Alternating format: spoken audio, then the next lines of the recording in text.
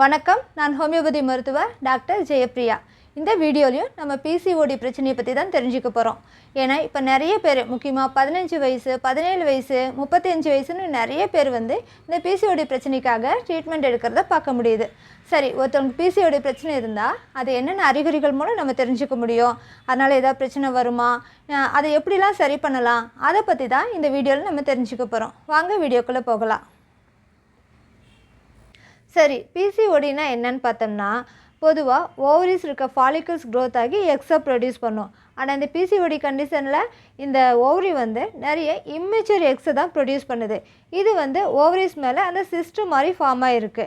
இதை தான் நம்ம பாலிசிஸ்டிக் ஓவரியன் டிசீஸ் அப்படின்னு சொல்கிறோம். சரி, இந்த பிசிஓடி பிரச்சனையில் என்னென்ன அறிகுறிகள் இருக்கும் அப்படின்னு பார்த்தோம்னா, முக்கியமாக இர்ரெகுலர் பீரியட்ஸ் இருக்கும்.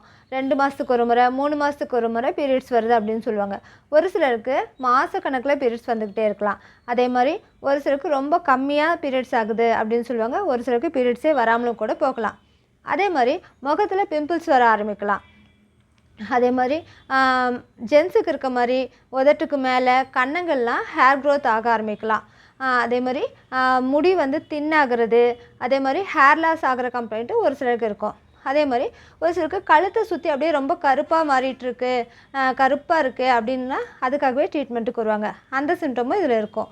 அதே மாதிரி ஒரு சில நிறைய பேருக்கு வெயிட்டு அதிகமாகிட்டு இருக்கும்.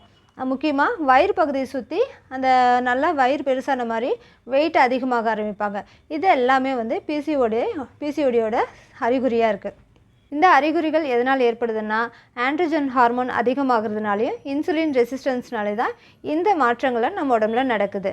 அதே மாதிரி ஸ்கேனில் நீர்க்கட்டிகள் இருக்கிறது தெரிய இந்த மேலே சொன்ன அந்த அறிகுறிகள், முக்கியமாக இர்ரெகுலர் பீரியட்ஸு, பிம்பிள்ஸ் வர்றது, உடம்பு வெயிட் அதிகமாகிறது, முகத்தில் முடி வளர்ச்சி வர்றது, இந்த அறிகுறிகளை சேர்ந்துருக்கும்போது அதை நம்ம பாலிசிஸ்டிக் ஓவரியன் சிண்ட்ரோம் அப்படின்னு சொல்கிறோம். அதே மாதிரி நம்ம இந்த பிசிஓடி கம்ப்ளைண்ட்டை நம்ம ஆரம்பத்திலே கவனித்து ட்ரீட்மெண்ட் எடுக்காதப்போ ஒருவேளை இது நமக்கு கன்சீவ் ஆகிறதுல பிரச்சனையை ஏற்படுத்தலாம். அதே மாதிரி இதுலேயும் இன்சுலின் ரெசிஸ்டன்ஸ் இருக்கிறதுனால இது ஃப்யூச்சரில் நமக்கு டைப் 2 டயபெட்டிஸ் வரத்துக்கும் கூட காரணமாக இருக்கலாம். சரி, இதை எப்படி சரி பண்ணுறது அப்படின்னு பார்த்தோம்னா, கண்டிப்பாக லைஃப் ஸ்டைல் சேஞ்சஸோடு தான் இதோட ட்ரீட்மெண்ட் எஃபெக்டிவாகவே இருக்கும். சரி, என்னென்ன லைஃப் ஸ்டைல் சேஞ்சஸ் பண்ணணும் அப்படின்னு பார்த்தோம்னா, கண்டிப்பாக ஜங்க் ஃபுட்டு, ப்ராசஸ் ஃபுட்டு இதெல்லாம் கண்டிப்பாக அவாய்ட் பண்ணணும். அதே மாதிரி 3 வேளையும் இட்லி, தோசை சாப்பாடு, ஃபாஸ்ட் ஃபுட்டு அந்த மாதிரி எடுத்துக்காமல் நிறைய காய்கறிகள், கீரைகள் அந்த மாதிரி நம்ம உணவில் அதிகமாக சேர்த்திக்கணும்.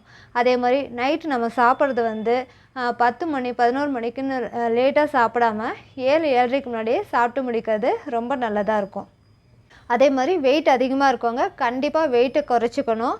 அதே மாதிரி டெய்லியுமே நல்ல உடற்பயிற்சி இருக்கணும். குறைஞ்சது அரை மணி நேரத்துக்காவது நல்ல உடற்பயிற்சி செய்யணும். இதெல்லாம் பண்ணும்போது நம்ம பிசிஓடி பிரச்சனையிலேருந்து வெளிவர நமக்கு இதே ஹெல்ப் பண்ணும்.